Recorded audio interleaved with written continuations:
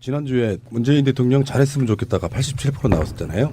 질문이 좀 달라. 잘하고 있습니까? 물었어요. 81.6%가 잘하고 있다. 문재인 대통령의 득표율은 41%였습니다. 그 사이에 2배 정도의 숫자가 문재인 대통령 잘하고 있다고 칭찬을 해주고 있는 거예요. 이게 얼마나 대단한 수치냐면은 취임 1주차에 박근혜 취임 1주차 국정수행 지지도가 54.8이에요. 그렇죠. 예. 그리고 이명박의 지지도는 76.0. 81%는 사실상 역대 최고인 겁니다, 이게. 그러니까 외신에서는 인류에서 보기 드문 지지율이다.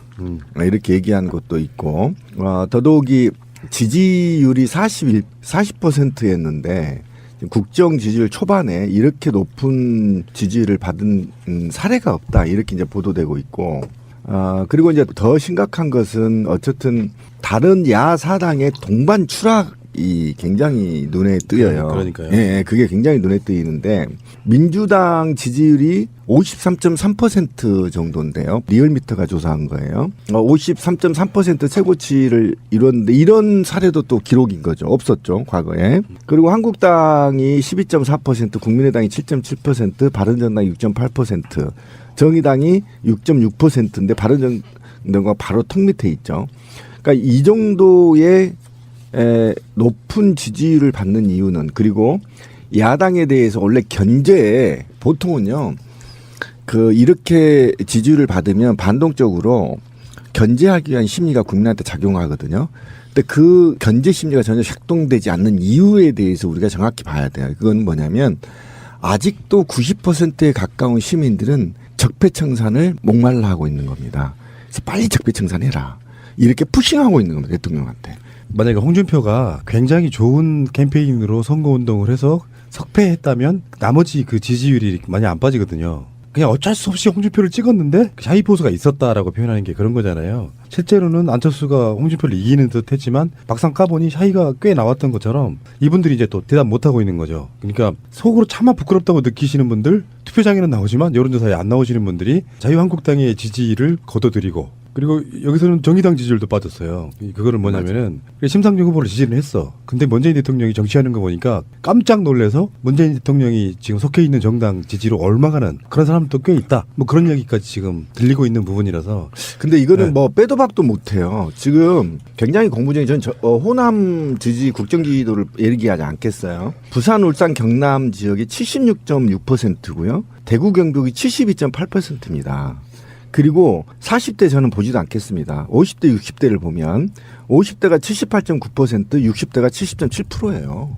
이거 역대 있을 수 없는 일입니다. 어떻게 경상도 지역에서, 영남 지역에서 이렇게 높은 지지율이 나오죠. 그러니까 내가 문재인을 찍지 않았던 40% 이상의 영남 사람들이 내가 너를 뽑지 않았지만 너 지금 잘하고 있어, 박수를 보내고 있는 겁니다. 그러니까요. 이럴 때 개혁을 박차고 나가지 않으면 다시 이게 이제 화가 돼버리는, 이런 꼴로 이제 작동이 될 거예요. 이번 조사의 사실은 핵심적인 부분은요, 우리가 그 흔히 보는 국정조사, 국정 지지율이나 지역별, 연령별이 문제가 아니고요.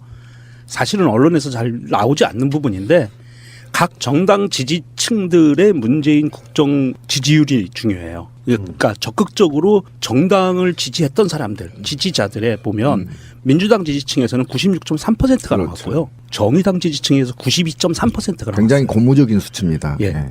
더 웃긴 거는 뭔지 아세요? 바른정당 지지층에서 75.1, 국민의당 지지층에서는 71%가 나왔고요. 무당층이라고 응답한 사람들도 65.2%를 지지했다는 거예요. 국정 지지율 81.6%에 숨겨져 있는 각 정당의 지지층들의 지지율을 보면 왜 민주당이 아닌 나머지 정당이 6, 7, 8%에서 서로 만났는지가 설명이 되는 거예요. 그러니까 나는 이 정당을, 내가 선호하는 정당을 지지했지만 지금 보니까 문재인 대통령이 너무 잘해. 그러니까 내가 선호하는 정당 자체가 옮겨가는 현상이 벌어지는 거예요.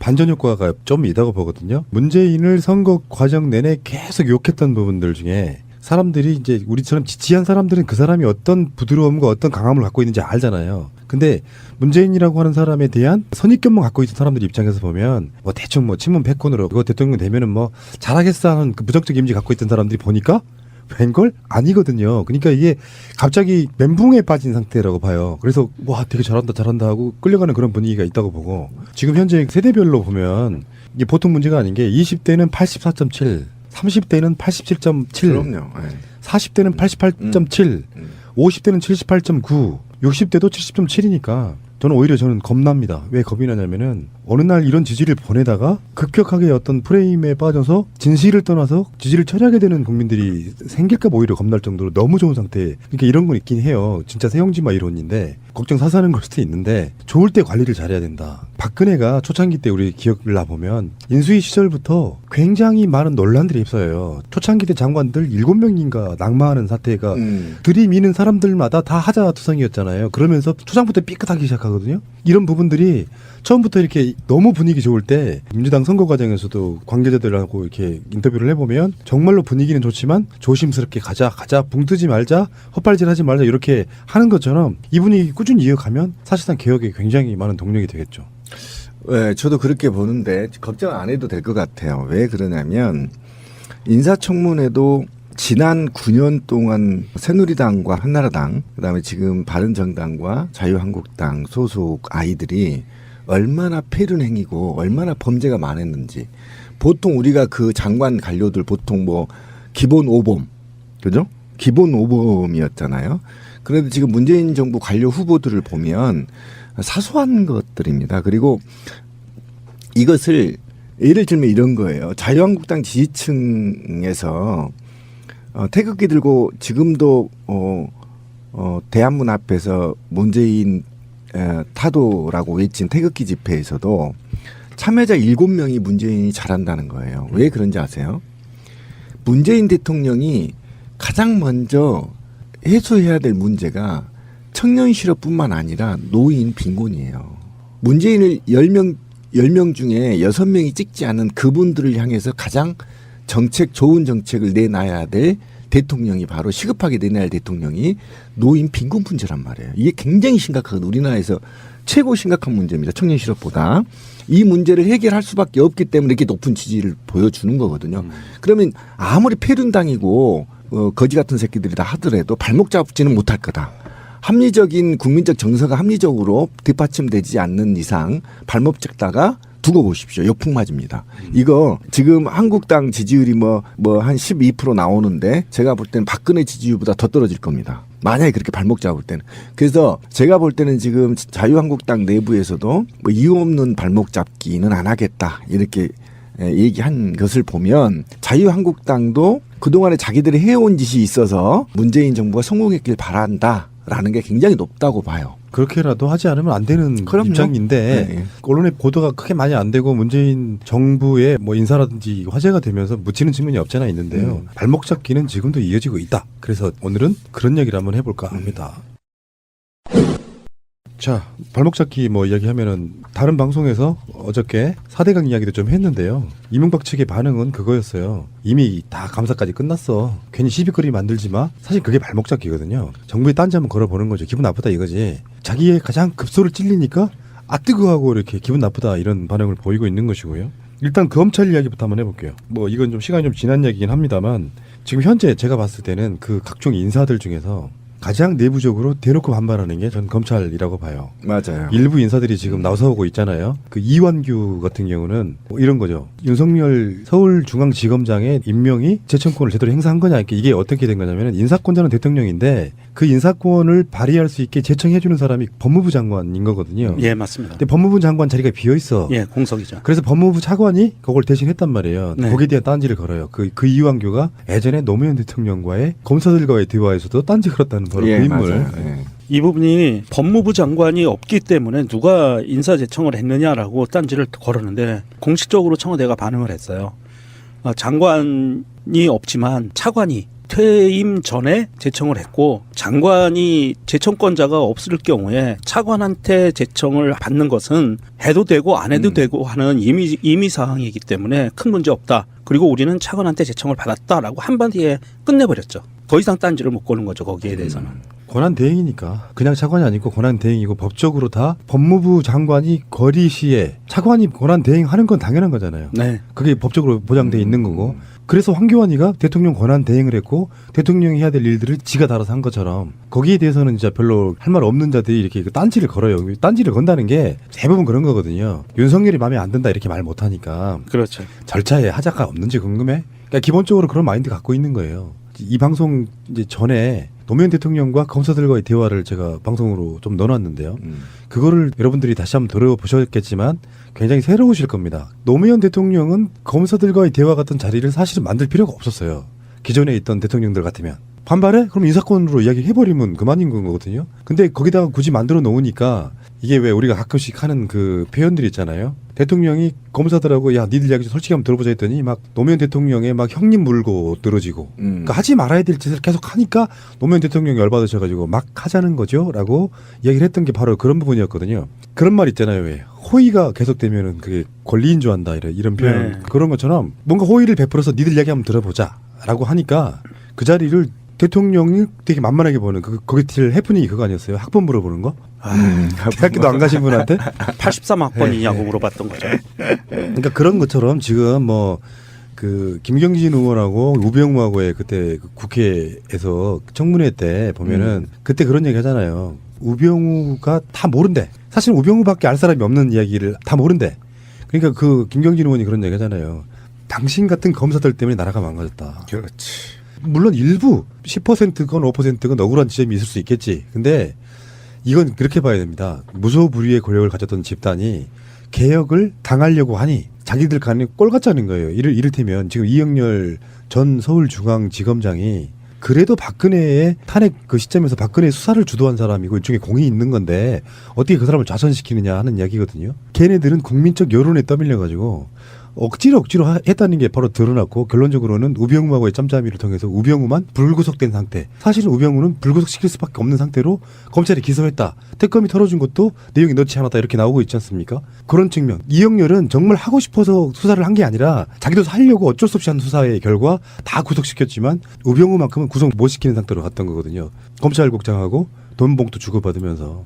이런 것들이 사실은 발목 잡기의 첫 번째 일환인 거예요. 반발하는 거. 검찰은 지금 이제 제가 볼 때는 아마 반발을 준비할 거예요. 왜 그러냐면 검찰 권력이 굉장히 오래돼 있고 권력화되어 있고 수군화되어 있기 때문에 굉장히 이제 반발이 있을 건데 지금 가장 큰 문제는 반발을 할 수 있는 자기들의 어떤 명분이 없어요. 그러니까 검찰이 그동안에 어차피 지금 노무현 정부에서부터 어쨌든 로스쿨 제도가 지금 말은 많지만 어쨌든 로스쿨로 반이 지금 채워져 있는 상태고 사법고시가 제가 알기로는 곧 지금 폐쇄되는 것으로 알고 있어서 그래서 어쨌든 에리트 중심으로 갔던 검찰들이 이제는 일반화되거나 또는 수준화되어 있는 거죠.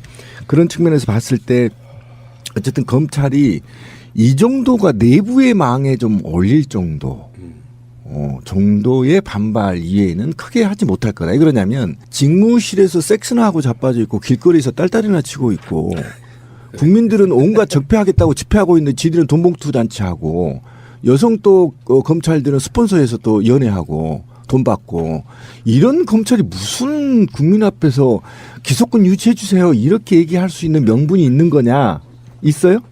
없죠. 예, 짱돌 맞습니다. 지금 말 한마디 나 대한민국 검찰에 했다가 너 이리와 이 새끼야 짱돌 맞아요. 어디 가서도 네. 검찰이란 말 못해요 지금. 요걸 바꿔야 되는 게 참 딜레마인 건 맞는데 노무현 대통령한테는 그렇게 바른 말 잘하던 애들이 이명박근혜 기간 동안 그런 말 한마디라도 했습니까? 그 상태로 그냥 권력에 복종해버린 거잖아요. 그 기간 동안에 아마 바른 말 해가지고 옷 벗은 사람이 최동욱 검찰총장, 윤석열 그쵸. 서울중앙지검장 정도잖아요. 그래서 사실 그 윤석열이라고 하는 검사는 진보 보수가 아니야 보면은. 그렇죠. 심지어 왜 그 노무현 대통령의 측근들도 사법처리하는 사람이었고 그렇죠. 그 일화를 보면 되게 재밌는 게 엄청 많더만요. 그 윤석열 그 검사 지금 검사장인 거지 이제. 그 일화를 보면은 어느 쪽에서도 윤석열에 대해서는 인간적으로 말을 못한다는 거예요. 맞아요. 검찰 내부에서도 말을 못하는 거죠. 워낙 강직한 사람이라. 그러니까 그게 원래 검찰의 모습이었지. 그렇죠. 예. 공정성. 예. 예. 사람에 충성하지 않고 그렇죠. 조직에 충성하는. 검찰의 존재 가치는요 인권 보호였어요. 사정기관이 아니고 원래 검찰은 예전에 우리 어렸을 때 다시 되돌아가고 있어요. 검찰은 우리 편이었잖아요. 정의로운 사람 편이었잖아요. 언제? 어렸을 때 검찰을 배울 때 그렇게 배우잖아요. 아, 배울 때. 네, 예를 들면 교과서에는 그러니까 피해자의 편인 거야. 검찰은 항상. 지금도 마찬가지죠. 피해자 편인 거잖아요. 가해자는 변호사가 필요한 거고 피해자는 변호사가 필요 없듯이 어쨌든 검찰은 항상 정의로움의 상징이었단 말이에요. 잘 기억해 보세요. 어렸을 때. 근데 지금은 검찰이 그 정의로움이라는 이미지가 사라지고 그렇지. 악마 같은 생각이 들잖아요. 권력의 개. 개. 걔뿐만 아니라 스스로도 악을 창출해내. 난 그 윤석열이 대단하다고 느끼는 게요. 보통은 윤석열 지검장이 기습하게 하니 다 물러나야 된다고 생각하는 분위기가 있잖아요. 그보다 더 심각한 거는 뭐냐면은 정권이 알아서 그냥 그 댓글 국정원 수사 소신껏 했다고 찍어냈잖아. 그렇지. 그래서 이제 한직으로만 보내잖아요. 뭐 대부분 다 옷을 벗거든요. 근데 이분이 그 국회에 나와서 했던 말 중에 그런 거 있었어. 나는 조직을 사랑한다. 뭐 특정 사람에게 종상하지 않는다. 그래서 왜 다 옷 벗고 나와가지고 검찰 그냥 쓰레기 되게 내버려 두는 게 아니고 막 온갖 모욕을 당하면서도 한직으로 돌아요. 그러다가 여기까지 자기 조직을 지키잖아요. 나는 이게 대단하다고 보는 거예요. 예, 맞아요. 쉽지 않을 건데. 그때 당시에 윤석열 검사가 그렇게 찍혀서 한직으로 내려갈 때 우리 쪽에 있는 유명하신 분이 그런 얘기를 했어요. 옷 벗지 말고 끝까지 버텨라. 맞아. 끝까지 버텨다. 기억나네. 그랬었어요. 그래서 이런 날이 오면 검찰을 제자리로 돌려놓을 수 있는 사람이 되다오라 그런 이제 의미의 이야기였는데 그것이 제대로 먹혀 들어갔고요. 윤석열 지검장 일화를 좀 잠깐 말씀드릴까요? 윤석열 지검장이 서울대 법학과 79학번인데요. 80년 광주민주화운동을 무력 진압한 전두환에 대해서 학교에서 모의 재판을 열고 자기가 검사 역을 맡아서 전두환에게 사형을 구형했어요. 멋지네. 그래가지고 도망갔어요. 그 왜냐하면 이제 수배 당하니까 도망을 갔고요. 강직한 사람이죠. 김대중 정부 당시에서도 박희원 치안감을 소환해가지고 하루 만에 자백을 받아냈대요. 얼마나 철두철미하게 증거를 수집했는지 박희원 치안감이 영장 실질 심사도 포기했었다고 하고요. 현대차 비자금 사건이 2006년에 당시 검찰총장에게 면담을 신청하고 구속해야 한다 그러면서 사표를 내밀은 거예요. 구속영장 안 내주면 사표 내겠다. 그래서 어쩔 수 없이 검찰총장이 구속하기로 결정해서 구속이 됐고요. 박근혜 정부에서는 뭐 말할 것도 없고 뭐 연수원 동기 모임에서도 예전에 식사를 하고 한 사람이 카드로 결제하고 나머지가 몰아주자 n분의 1 한 명이 카드로 결제하고 각자 먹은 돈 그 사람한테 주자 그랬더니 윤석열 그 지검장이 그때 그랬대요. 이거에 대해서 이건 카드깡이다 하면 안 된다. 그래가지고 못했대요. 이 양반 심하네. 아주 쪼삐타기가 거의 문재인스러운 사람이에요. 아주 강직하신 분이네. 우리나라 검찰을 반석에 올려놓을 만한 분이세요. 우리 신비님하고는 비교할 수 없을 만큼. 이게 민주당의 박범계 의원이 있죠. 이 박범계 의원이 전직 판사였는데 연수원 동기래요. 그렇죠. 예, 연수원 동기였고 이 박범계 의원이 페이스북에 이런 글을 썼었어요. 국회의원과 현직 검사가 사석에서 함께 있으면 정치 중립성이 훼손될 수 있다는 당연한 사실을 나에게 깨우쳐 주었다라고 이런 글도 쓰고요. 윤석열 지검장을 만났었는데 예전에 아무 말도 없이 10분 동안 술 한 잔만 하신 뒤에 모임을 떠났대요. 그리고 나서 이 박범계 의원이 자기가 이걸 쓴 거예요. 아, 윤석열이 나에게 국회의원과 검사가 한 자리에 있으면 무슨 말이 나올 수 있구나라는 걸 몸으로 보여줬다. 그러니까 이 정도로 강직하고 깨끗한 사람이기 때문에 누구도 그 윤석열 지검장에 대해서는 건드리기가 힘들죠. 예, 윤석열 찬양 방송을 할까요? 이야기 엄청 많던데. 근데 어쨌든 검찰은 윤석열의 뛰어난 청렴성이나 정의로움으로 바꿀 수 없다라는 게 제 생각이에요. 그러니까 윤석열뿐만 아니라 이 검찰 개혁은 대한민국 국민 깨어있는 힘이 모두 다 달라붙어야만 가능한 권력을 갖고 있다. 그리고 저는 제가 조국 교수님한테 쪽지를 보낸 답이 왔어요. 답이 왔는데 제가 한 가지만 부탁하겠습니다라고 했는데 계급을 다 없애주십시오. 공무원의 모든 계급을 없애주십시오라고 했을 때 손가락 큰 게 저한테 왔어요. 네. 그리고 엿먹을 아니야, 그치? 손가락 이렇게 크게 이제 엄지척이 왔어요? 한 건데. 가운데가 온 게 아니고. 거기에 제가 다시 확인하겠다. 이게 뽑히고 왔는지 가운데 걸로. 그래서 제가 거기다 추가로 한 게 뭐냐면 윤석열은 절대 검찰을 개혁할 수 없어요. 인사는 개혁할 수 있어요. 근데 너무나 오랫동안 숙곤하게 와 있기 때문에 권력을 향유했기 때문에 할 수 없는데 어떻게 해야 되냐면 첫째로 검찰 노조를 빨리 만들어줘야 돼요. 다른 나라는 다 있습니다. 선진국은 검찰로도 만들어 내부 정화 운동을 할 수 있게 만들어줘야 되고, 그다음에 검찰의 기소권과 수사권이 있는데 기소권은 각 사정기관에 나눠줘야 돼요. 분배를. 그러니까 경찰한테도 주고요, 감사원한테도 주고요, 국세청에도 줘야 돼요. 일부 줘서 상호 견제하게 만들어야 돼. 검찰도 탈세하면 기소해버리게, 국세청에서 예를 들면 그렇게 줘야 되고, 그다음에 수사권은 경찰, 감사원, 그다음에 사정기관을 다 줘야 돼, 국세청까지. 그러면 이게 서로 맞물려. 예를 들면 제가 국세청 말단 공무원이에요. 7급 말단 공무원인데 거기에서 가만히 보면 윤석열이 검사인지 모르잖아요. 거기에 검사 이렇게 안 써져 있잖아요. 그렇죠. 그럼 탈세하면 바로 기소해버려, 고소해버리고. 그러니까 그런 식으로 상호 작용을 해야 된단 말이죠. 그래서 그런 전반적인 것을 좀 요구를 다시 제가 했어요. 했더니 또 이게 따봉이 안 왔어요, 아직까지. 사실 대한민국 검찰은 무소불위의 권력이었어요. 무섭습니다. 예, 검찰을 견제할 수 있는 시스템이 전혀 없습니다. 전무후무했죠. 그러니까 단지 단 하나 대통령으로부터만 견제받을 수 있는데 그러다 보니까 대통령의 뜻에만 따르는 사람을 쫓아가는 조직이 돼버렸어요.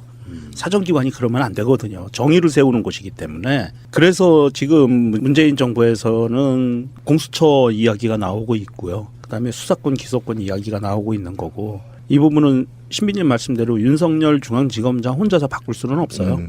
이거는 정부에서도 의지를 갖고 전체적인 시스템을 바꿔 나가는 그런 노력으로만이 가능한 얘기예요. 이게 지금 논란거리가 이제 이렇게 번지려고 해요. 굳이 한다 그러면 대통령이 검찰을 수사 지휘하는 모양새처럼 됐다. 정권이 검찰은 독립적인 것을 유지해야 되는데 거기에 개입하는 모양새가 됐다라고 몰고 가려고 해요. 예, 그렇죠. 근데 대통령은 인사권자잖아요. 그러니까 이거는 논란거리가 어떻게 될 수 있냐면, 그렇다고 대통령이 바보야? 자기 갖고 있는 국정 운영 방향이 있는데, 그러면 검찰 자체가 기존에 워낙에 독립적이었고 권력에 종속되지 않았다면 상관이 없죠. 거기에다 그냥 알아서 인사만 해주면 지들이 알아서 하니까. 근데 지금 제가 말씀드린 것처럼 노무현 대통령 돌아가시는 사실상 계기가 된 것도 알고 보면 검찰들이 장난친 거랑 상관이 연관이 있는 거잖아요. 그러니까 우리들 세력의 입장에서 보면은 그 검찰이 개혁되지 않으면 사실은 어떤 개혁도 의미가 없는 가장 첫 번째 개혁 대상이 이게 검찰인데. 예, 맞아요. 그럼 인사권자가 인사도 안 하면서 거기를 어떻게 그걸 바꿔냅니까? 그러니까 이제 뭐 공수처 같은 거는 이제 시스템적으로 조금 견제하는 장치인 것이고, 결론적으로 말해서 노무현 대통령 때 나름 실패했던 게 아까 말씀드린 것처럼 굳이 안 해도 되는 거를 검사들과 앉아가지고 이야기하다 보니 걔네들은 대통령이란 자리가 하나도 안 무서운 놈들 그 정도였던 거잖아요. 그러니까 이 사람들이 어느 정도 검찰이 정치적 안정을 찾을 때까지는, 그래서 난 윤석열을 임명했다고 봐요. 윤석열이 꼭 상징적으로 윤석열이 검찰 전체를 개혁할 사람은 아니지만 노무현 대통령의 측근도 수사를 강력하게 할 정도의 인물이 되니까 거기에 대해서는 딴지를 못 거는 거거든요. 그렇죠. 양측이 다 딴지를 못 거는 거죠. 가장 상징적인 곳이 서울중앙지검이니까 이쪽이든 저쪽이든 죄 있는 사람은 니들이 알아서 수사해. 우리는 간섭 안 할게 하고 그런 식의 통제랄까요? 개입은 해주는 거죠. 제가 만약에 대통령이 됐다면 이렇게 안 하죠. 어떻게 했을까요? 바로 푸른 나무를 임명합니다. 네. 그래서 그 임명을 어떻게 했을까요? 다 옷 벗게. 일단 일단 옷 벗게. 다 벗어. 그러니까 내가 문재인을 찍지 않았던 40% 이상의 영남 사람들이 내가 너를 뽑지 않았지만 너 지금 잘하고 있어. 박수를 보내고 있는 겁니다. 그러니까요. 이럴 때 개혁을 박차고 나가지 않으면 다시 이게 이제 화가 돼버리는, 이런 꼴로 이제 작동이 될 거예요. 이번 조사의 사실은 핵심적인 부분은요, 우리가 그 흔히 보는 국정조사, 아니, 국정 지지율이나 지역별, 연령별이 문제가 아니고요. 사실은 언론에서 잘 나오지 않는 부분인데 각 정당 지지층들의 문재인 국정 지지율이 중요해요. 그러니까 적극적으로 정당을 지지했던 사람들, 지지자들에 보면 민주당 지지층에서는 96.3%가 나왔고요. 정의당 지지층에서 92.3%가 나왔어요. 굉장히 고무적인 수치입니다. 예. 더 웃긴 거는 뭔지 아세요? 바른정당 지지층에서 75.1, 국민의당 지지층에서는 71%가 나왔고요. 무당층이라고 응답한 사람들도 65.2%를 지지했다는 거예요. 국정 지지율 81.6%에 숨겨져 있는 각 정당의 지지층들의 지지율을 보면 왜 민주당이 아닌 나머지 정당이 6, 7, 8%에서 서로 만났는지가 설명이 되는 거예요. 그러니까 나는 이 정당을, 내가 선호하는 정당을 지지했지만 지금 보니까 문재인 대통령이 너무 잘해. 그러니까 내가 선호하는 정당 자체가 옮겨가는 현상이 벌어지는 거예요. 반전 효과가 좀 있다고 보거든요. 문재인을 선거 과정 내내 계속 욕했던 부분들 중에 사람들이 이제 우리처럼 지지한 사람들은 그 사람이 어떤 부드러움과 어떤 강함을 갖고 있는지 알잖아요. 근데 문재인이라고 하는 사람에 대한 선입견만 갖고 있던 사람들 입장에서 보면 뭐 대충 뭐 친문 패권으로 이거 대통령 되면은 뭐 잘하겠어 하는 그 부정적 이미지 갖고 있던 사람들이 보니까 웬걸? 아니거든요. 그러니까 이게 갑자기 멘붕에 빠진 상태라고 봐요. 그래서 와 되게 잘한다 하고 끌려가는 그런 분위기가 있다고 보고 지금 현재 세대별로 보면 이게 보통 문제가 아닌 게 20대는 84.7 30대는 87. 지지율이 53.3% 정도인데요. 리얼미터가 조사한 거예요. 53.3% 최고치를 이뤘는데 이런 사례도 또 기록인 거죠. 없었죠. 과거에. 그리고 한국당이 12.4%, 국민의당이 7.7%, 바른정당이 6.8%, 정의당이 6.6%인데 바른정당과 바로 턱 밑에 있죠. 그러니까 이 정도의 높은 지지율을 받는 이유는 그리고 야당에 대해서 원래 견제에 보통은요, 이렇게 지지율을 받으면 반동적으로 견제하기 위한 심리가 국민한테 작용하거든요. 근데 그 견제 심리가 전혀 작동되지 않는 이유에 대해서 우리가 정확히 봐야 돼요. 그건 뭐냐면 아직도 90%에 가까운 시민들은 적폐청산을 목말라 하고 있는 겁니다. 그래서 빨리 적폐청산해라. 이렇게 푸싱하고 있는 겁니다. 대통령한테. 만약에 홍준표가 굉장히 좋은 캠페인으로 선거운동을 해서 석패했다면 나머지 그 지지율이 많이 안 빠지거든요. 그냥 지난주에 문재인 대통령 잘했으면 좋겠다가 87% 나왔었잖아요. 질문이 좀 달라. 잘하고 있습니까? 물었어요. 81.6%가 잘하고 있다. 문재인 대통령의 득표율은 41%였습니다. 그 사이에 2배 정도의 숫자가 문재인 대통령 잘하고 있다고 칭찬을 해주고 있는 거예요. 이게 얼마나 대단한 수치냐면은 취임 1주차에 박근혜의 취임 1주차 국정수행 지지도가 54.8이에요. 그렇죠. 예. 그리고 이명박의 지지도는 76.0. 81%는 사실상 역대 최고인 겁니다, 이게. 그러니까 외신에서는 인류에서 보기 드문 지지율이다. 이렇게 얘기한 것도 있고, 더더욱이 지지율이 40%였는데 국정 지지율 초반에 이렇게 높은 지지율을 받은 사례가 없다. 이렇게 이제 보도되고 있고, 그리고 이제 더 심각한 것은 어쨌든 다른 야사당의 동반 추락이 굉장히 눈에 띄어요. 그러니까요. 예, 그게 굉장히 눈에 띄는데 민주당 지지 어쩔 수 없이 홍준표를 찍었는데 샤이 포스가 있었다라고 표현하는 게 그런 거잖아요. 실제로는 안철수가 홍준표를 이기는 듯 했지만 막상 까보니 샤이가 꽤 나왔던 것처럼 이분들이 이제 또 대답 못하고 있는 거죠. 그러니까 속으로 차마 부끄럽다고 느끼시는 분들, 투표장에는 나오지만 여론조사에 안 나오시는 분들이 자유한국당의 지지를 거둬들이고, 그리고 여기서는 정의당 지지율도 빠졌어요. 그거는 뭐냐면은 심상정 후보를 지지를 했어. 근데 문재인 대통령이 정치하는 거 보니까 깜짝 놀라서 문재인 대통령이 지금 속해 있는 정당 지지로 옮아가는 그런 사람도 꽤 있다. 뭐 그런 얘기까지 지금 들리고 있는 부분이라서. 근데 이거는 네. 뭐 빼도 박도 못해요. 지금 굉장히 공부적인 전 호남 지지 국정 지지도를 얘기하지 않겠어요. 부산, 울산, 경남 지역이 76.6%고요. 대구, 경북이 72.8%입니다. 그리고 40대 저는 보지도 않겠습니다. 50대, 60대를 보면 50대가 78.9%, 60대가 70.7%예요. 이거 역대 있을 수 없는 일입니다. 어떻게 경상도 지역에서 영남 지역에서 이렇게 높은 지지율이 나오죠?